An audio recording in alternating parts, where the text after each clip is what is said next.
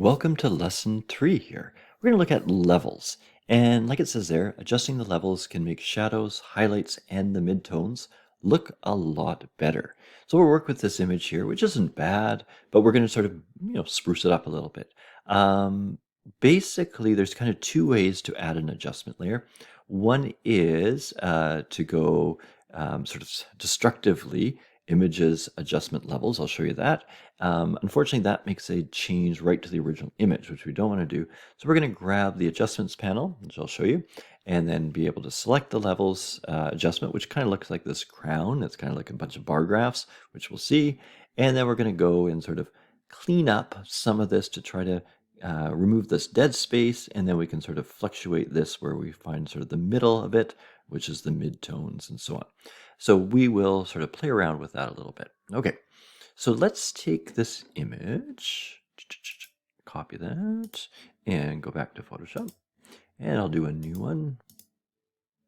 Clipboard, share, create, Control V, paste it in. So there's our image. Not too bad.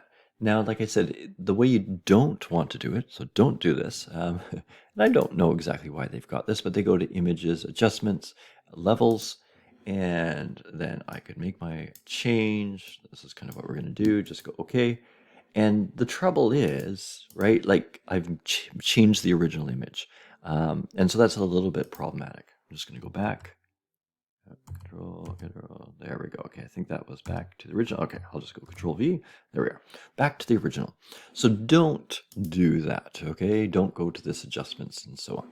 What we'll do is come over here.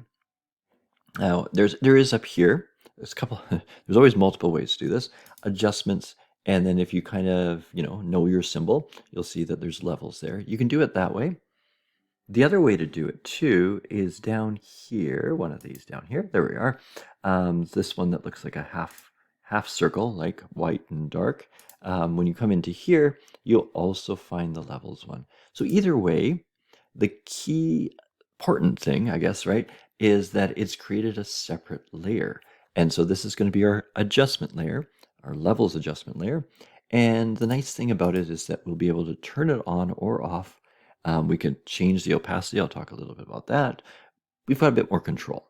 So I'm just going to make this panel a little bit, make this panel a little bit bigger, make this one a little bit smaller. And let me bring this down too. Sorry, why? Oh, I guess this one down. There we go. That's better. So now I've got access to everything here. Now there's a few other little tricks to this panel. You can see there are these spotters here, and they can kind of automatically set things. Like you can set your dark point. I believe this is your midpoint, your gray, and then this would be your brightest white. It will do that automatically. I'll show you that too in a minute here. But when you look at this image, what basically this is down here is the darks, up here are the whites, and then sort of everything in between. So this image at the moment does not have much dark, okay? So what's happened is the level of contrast basically is kind of compressed into the center. And so what we can do is kind of, hide, get rid of some of this, and so that we can sort of spread that change over more of the region. So basically what we're doing is taking this, what's sort of darker, and making that more black. And then same thing here, what's sort of, the whites, which weren't pure white here, we're going to sort of shift them over so that they're more white. Basically, that's what we're doing. So I'm just going to grab this, and as I drag it over, you can kind of see, like I was saying, what was white or sort of grayish dark now becomes more dark. And right away, you've got a much cleaner look. Now you can come down here and turn this on or off. There's also this little eyeball here, which allows you to see the difference. And right away, you can see it's kind of lost that, faded sort of look that it has.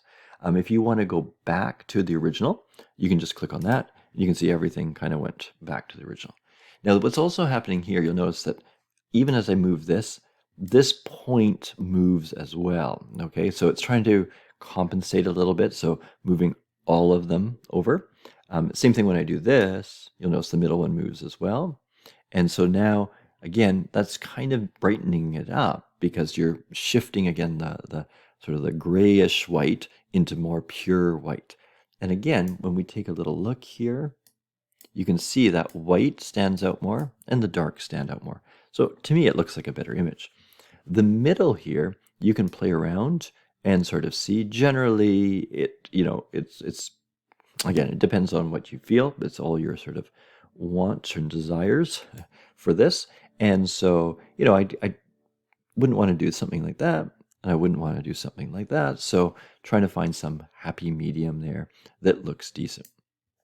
Again, the benefit of this is it is an adjustment layer, so our original image is still there, and our adjustment layer is sitting on top, and I would say that that's an improvement.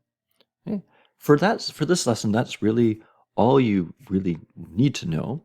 However, I will show you this little tool as well. So the idea with this, let's just send this back to the original.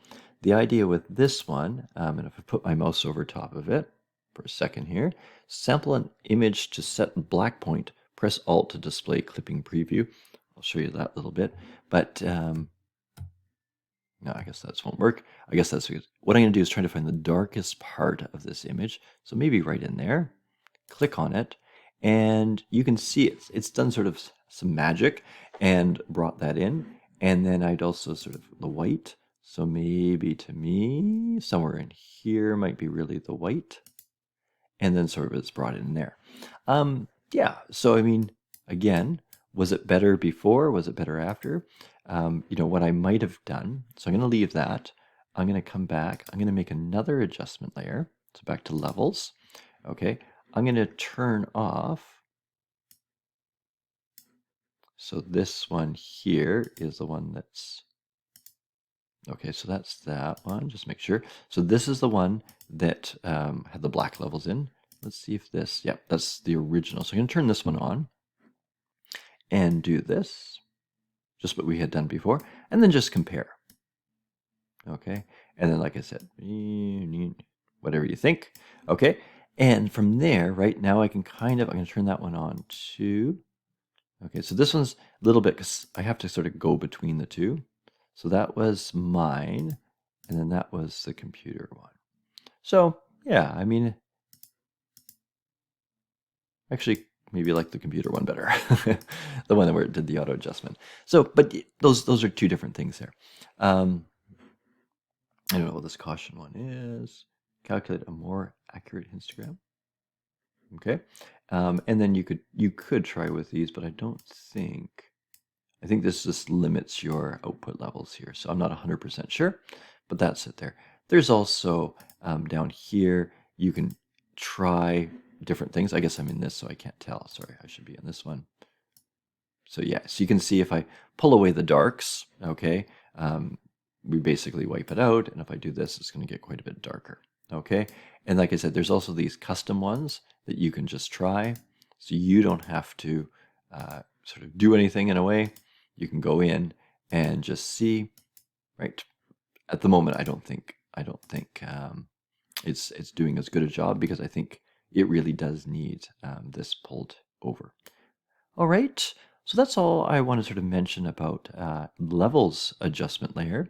The big thing being, make sure you use over here, right, your adjustments. Try avoid using the adjustments that are on here, because it will do it destructively versus non-destructively.